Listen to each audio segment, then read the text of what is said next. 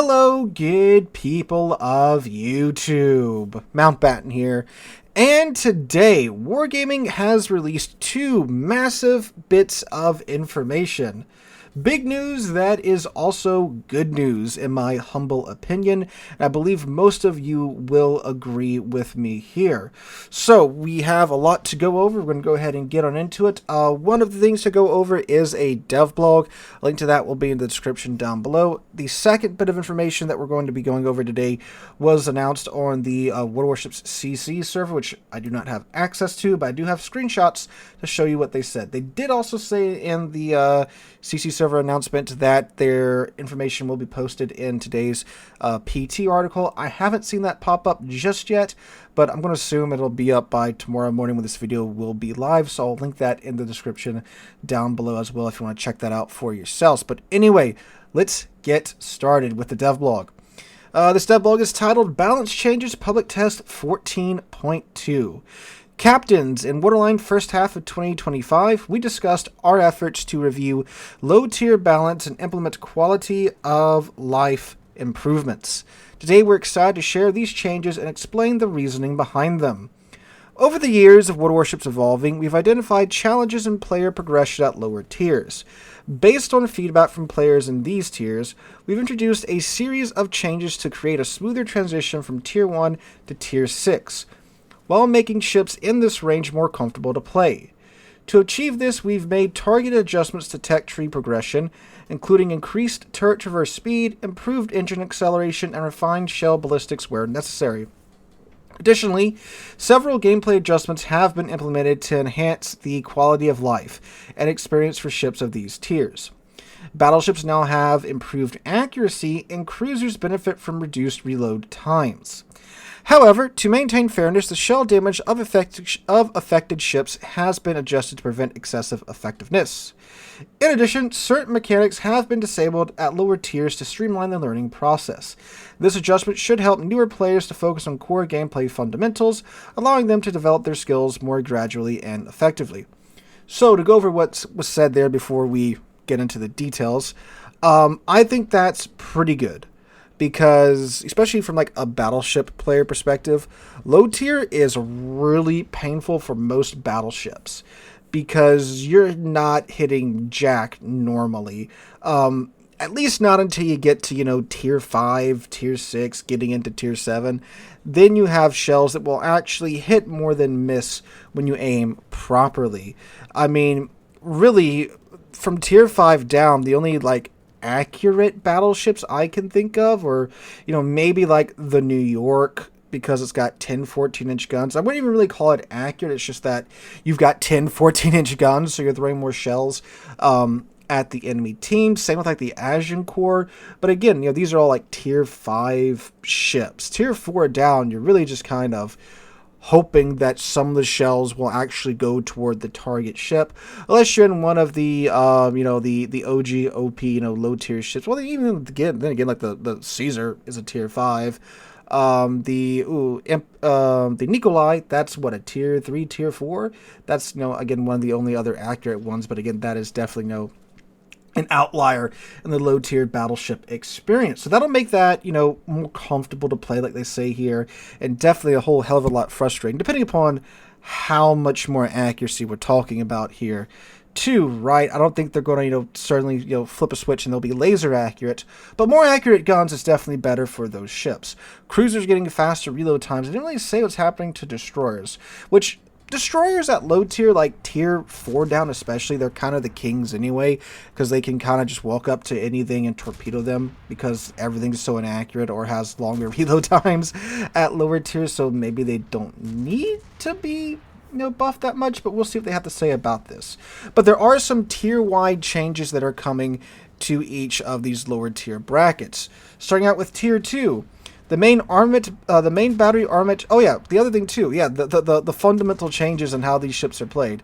So, got a little bit ahead of myself there. So, Warships is a game that does not really hold your hand all that much when it comes to learning the game. The tutorial, if you want to call it that, is very lacking. They don't really explain how much works. There's a couple of dialogue boxes, and that's about it. There's, of course, a whole how-to series on YouTube, but, that's leaving the game and going to YouTube. Most of the player base doesn't do that. Believe it or not, most of the player base doesn't even watch, extra content on Warships. You are the outlier by watching, like this video right now, talking about the changes that are coming to the game. Most of the player base don't do that. They get on, they play some explodey boats, they get off. That's about it.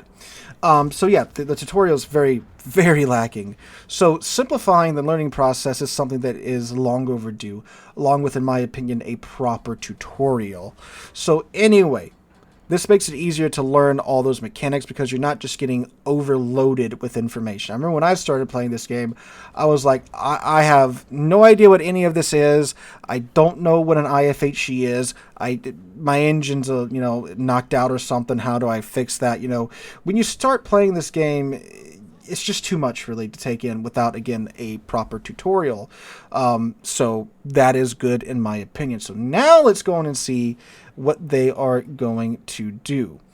All right, so for Tier 2 ships, main battery armament changed to only contain one shell type.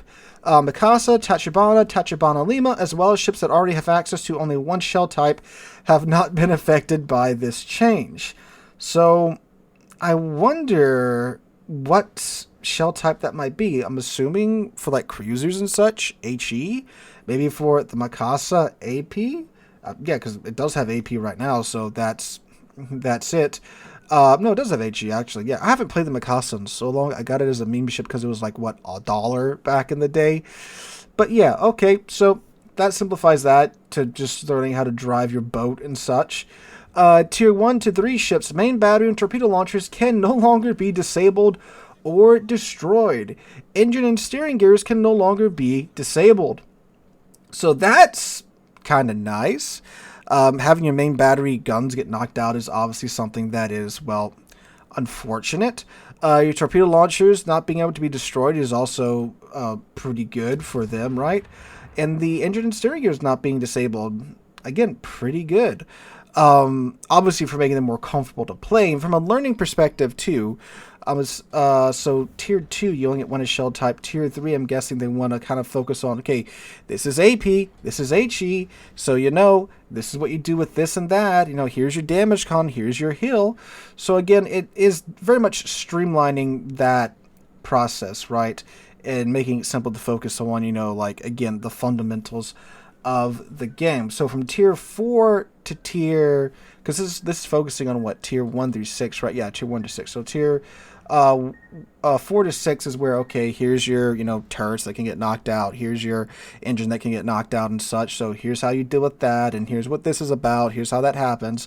So it's like they are, from a newer player perspective, you were drinking from a fire hose. Now they're turning it down to where you're drinking from, a garden hose, right? Where it's a little bit more manageable, a little bit more digestible and such. And that is, again, very good in my humble opinion.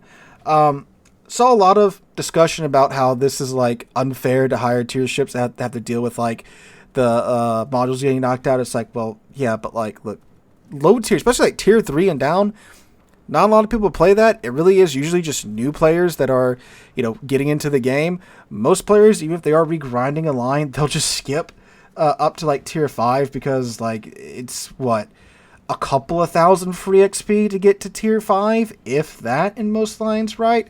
So a lot of players just skip those, tier 1 to 4 ships anyway.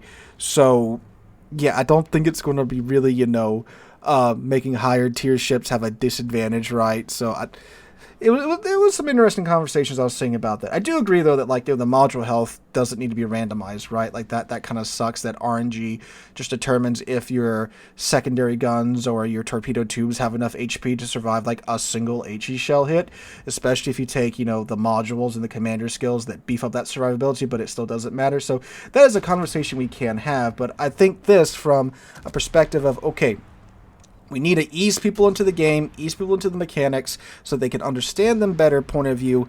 I think that's great. All right, all tier 2 to 5 battleships, cruisers, and destroyers. Acceleration parameters improve. These improvements are designed to provide a significant bonus to ships at lower tiers, which steadily gets smaller with each subsequent tier. This is done in order to make progression from Tier 1 with small, close-range maps to higher tiers smoother. Additionally, the decreasing acceleration bonus should go largely unnoticed as ships generally become faster with each tier, ensuring a smooth transition. Again, I think that's fine. I think that's great. It's all tier 2 to 5 battleships, cruisers, and destroyers just got this change. So, and if you're thinking about it from the OP low tier ships perspective, again, like ships like the Caesar, it's probably not going to be that much of a change on the tier 5 ships since they're, on the cusp of getting to those tier 6 ships that won't be having this change applied. I'm assuming it's kind of like a nice smooth transition from what they're talking about. So the rest of the dev blog is just them going over what is being changed to each and every tier 1 to tier 5 ship. I'm not going to read all that because that's too much reading.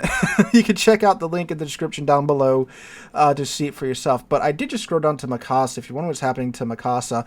Ooh, Sigma buff, 1.8 to 2.1. Mikasa got a buff here. And the turret traverse time was reduced from 40 to 30 seconds. That's nice. But yeah, the HE and AP shell damage was decreased as well. What about... Did they buff Texas? Please tell me. Wargaming, please tell me you buffed Texas. No, they didn't! What? I mean, they buffed it in terms of yeah, it's got the same buff that all these other ships got. A slight Sigma buff from 1.8 to 1.9, but then followed up by an HE and AP nerf, like they said. Traverse time got decreased from 60 to 51 seconds for turrets, but no reload buff. Wargaming, you still took what made Texas special away from her. Please, for the love of God, give her a normal reload time. Okay, so that, again, excellent in my opinion. This is a very nice way to rejuvenate lower tier overall. They did also say apparently that they are looking at extending combat missions and such to lower tier. If you don't know, most of the missions that you will be completing in game, like combat missions and such for things like the dockyard and those online campaigns that Wargaming loves to do now, those can only be done from tier 5 up. Now they're looking at bringing those to tier 5 and below. So this very well may bring about a low-tier renaissance, this low-tier rework. I mean, if you really think about it, they are technically reworking half of the tiers in game. Tier 1 to Tier 5, there's 10 tier, well, there's 11 tiers in game. So they're reworking 47%, 45% of the tiers in game. Pretty big overall. And, there's a lot of fun ships down here. And these changes have just made them more comfortable to play, so you might find me down there a little bit more playing my Agincourt and maybe even playing my Dreadnought a little bit more now. If they ever buff the Texas, that would be wonderful. But yes, this is great news, in my opinion, bringing life back into a section of the game that definitely does not have a large section of players dedicated to it. Most players are focused at tier 8 plus. That's where most of the players in World of Warships chill at, if you are wondering.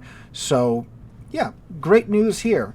But even better news and more, more pressing news, given recent events. Oh, this is happening in 14.2, by the way, the changes to lower tier. But also in 14.2, they are abandoning classified documents for now. So, according to this announcement that was made on the CC server, I'll read it out for you. Thank you for participating in update 14.2's PT and encouraging the communities to do so and sharing the feedback. Based on the feedback, we are making the following changes. Classified documents will not be present in random battles for update 14.2 and have also been removed from the second round of PT 14.2. Future implementation of classified documents and random battles is currently under review, with details to be shared at a later date. That is amazing. I am so glad that Wargaming is abandoning classified documents for now. They didn't say never, they said that it's under review. So, Wargaming, thank you for listening. That's a good change in my mind. I don't really see how classified documents can really be brought to random battles. If they're in like their own separate temporary game mode, PvP game mode, by all means go ahead. But like random battles for me and for everybody else, it's meant to be the standard battle type, minimal amount of super arcadey elements like that, even though we have arms race, which I still don't think belongs in random battles, but I mean, hey, it's here, so I can't really do anything about it, right? And this it wasn't really a great idea in my mind. It's a bridge too far, if you will, in terms of like the arcadiness of the game, because the game is super arcadey. Again, any naval combat game where you're not looking at a pixel on the horizon through a rangefinder, through a rangefinder, is going to be super arcadey, including War Thunder's naval, right? So that being said, I think that's a little bit too much. And again, the way it was originally implemented was definitely not a ways to go where you can just magically do more damage against a particular ship on the enemy team. I did think the way that they were going to implement it, where these classified documents were defensive only, a lot better. But overall, I think it's for the best that they don't make it into the game. So kudos to Wargaming there for listening to the community feedback on that. Kudos to them for looking into lower tier and trying to revitalize it and make it simpler for newer players to understand the game and its mechanics.